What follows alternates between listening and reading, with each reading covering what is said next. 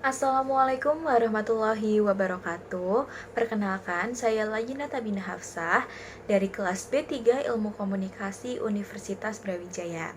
Di sini saya akan menjelaskan tentang kaitan motivasi yang tepat oleh pimpinan dalam organisasi dengan tingkat kreativitas dan semangat kerja bawahan berdasarkan teori hierarki kebutuhan dari Abraham Maslow.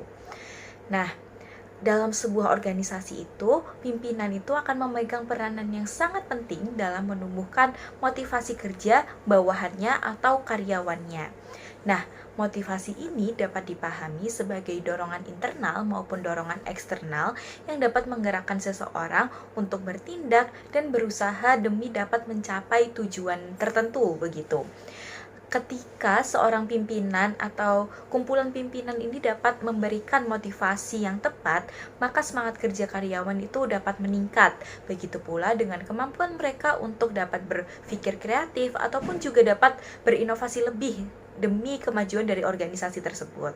Nah, hubungan ini tuh dapat dijelaskan lebih dalam melalui teori hierarki kebutuhan yang dikemukakan oleh seorang ahli yakni yang bernama Abraham Maslow. Menurut Abraham Maslow, setiap individu itu memiliki 5 tingkatan kebutuhan yang mendorong perilakunya, yaitu dapat kita jabarkan ya. Yang pertama ada kebutuhan fisiologis, kemudian yang kedua ada kebutuhan rasa aman, kemudian yang ketiga ada kebutuhan sosial, yang keempat kebutuhan penghargaan, dan yang kelima ada kebutuhan aktualisasi diri. Dalam konteks organisasi, pemenuhan setiap tingkatan kebutuhan ini menjadi dasar bagi munculnya semangat dan kreativitas kerja. Kita ulas lagi pada kebutuhan yang pertama, yaitu ada kebutuhan fisiologis. Nah, kebutuhan fisiologis ini berkaitan dengan pemenuhan kebutuhan dasar seperti gaji yang layak, kemudian ada juga waktu kerja yang manusiawi, ada juga fasilitas kerja yang mendukung. Jika para pimpinan ini mampu menjamin hal-hal ini, karyawan akan memiliki rasa aman secara ekonomi dan fisik untuk melaksanakan pekerjaannya tanpa adanya pressure atau adanya tekanan yang berlebih begitu. Tahap yang kedua atau tahap berikutnya adalah kebutuhan rasa aman. Nah, karyawan itu akan merasa termotivasi apabila pimpinan mampu menciptakan lingkungan kerja yang stabil, kemudian lingkungan kerja yang transparan, dan juga bebas dari rasa ketakutan begitu. Nah, jaminan terhadap keamanan pekerjaan, kemudian ada kejelasan status kepegawaian, dan adanya dukungan moral dari pimpinan akan membuat karyawan lebih percaya diri dalam melaksanakan tugasnya. Nah, ketika kebutuhan ini dapat terpenuhi secara penuh gitu ya, semangat kerja ini akan meningkat karena mereka, karyawan ini merasa pekerjaan yang dilakukan dapat memberikan kepastian dan masa depan yang jelas. Nah, selanjutnya yang ketiga yakni ada kebutuhan sosial. Kebutuhan sosial ini berperan penting dalam membangun ikatan antar individu di lingkungan kerja. Jadi, pimpinan yang mampu menciptakan suasana kerja yang harmonis, kemudian suasana kerja yang kolaboratif dan juga terbuka antar sesama anggotanya itu akan memperkuat hubungan antar anggota tim begitu. Adanya rasa diterima, kemudian rasa saling menghargai antar anggota dan juga diakui keberadaannya, itu dapat membuat karyawan dapat bekerja dengan hati yang lebih senang, lebih gembira, dan juga ada semangat untuk kebersamaan. Dalam situasi seperti ini, mereka akan lebih mudah beradaptasi dan saling mendukung dan juga menunjukkan loyalitas yang tertinggi terhadap organisasinya. Kemudian yang keempat ada kebutuhan penghargaan. Disinilah peran pimpinan menjadi semakin penting karena bentuk motivasi itu seperti pengakuan atas prestasi, pemberian tanggung jawab yang lebih besar, serta penghargaan yang baik secara material maupun non-material gitu ya. Hal itu tuh dapat menumbuhkan rasa percaya diri dan harga diri dari karyawan tersebut.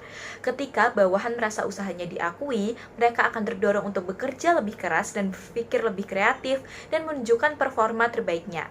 Penghargaan yang diberikan secara tulus itu juga dapat menumbuhkan rasa bangga tersendiri terhadap pekerjaan yang dilakukan, yang pada akhirnya hal tersebut tuh dapat memperkuat semangat kerja dan produktivitas dari para karyawan.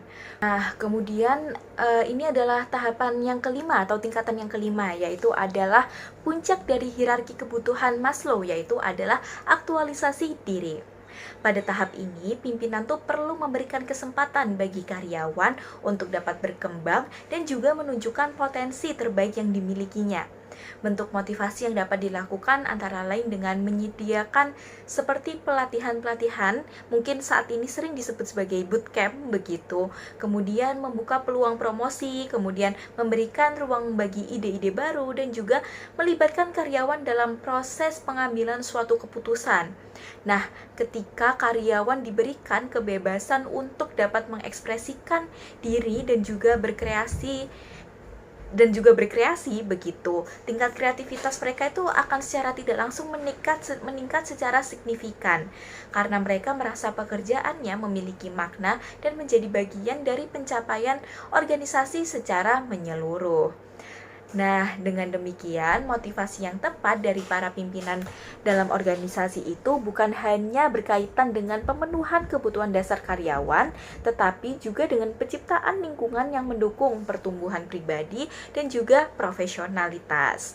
Pimpinan yang mampu memahami dan menerapkan prinsip-prinsip dari teori Maslow secara efektif akan menciptakan budaya kerja yang sehat, produktif, dan juga inovatif. Semangat kerja karyawan akan meningkat karena kebutuhan mereka terpenuhi, sementara kreativitas akan tumbuh karena adanya kebebasan dan penghargaan terhadap potensi diri.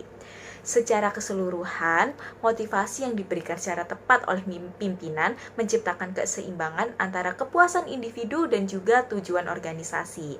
Karyawan yang termotivasi akan memiliki semangat yang tinggi, berani berinovasi, dan bekerja dengan penuh tanggung jawab.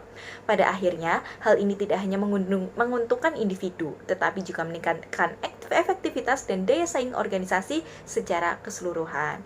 Nah, mungkin cukup sekian yang dapat saya sampaikan tentang materi kaitan motivasi organisasi dengan semangat kerja para karyawan. Semoga video ini dapat menjelaskan dengan jelas dan juga mohon maaf apabila terdapat salah kata dan kekurangannya. Terima kasih. Wassalamualaikum warahmatullahi wabarakatuh.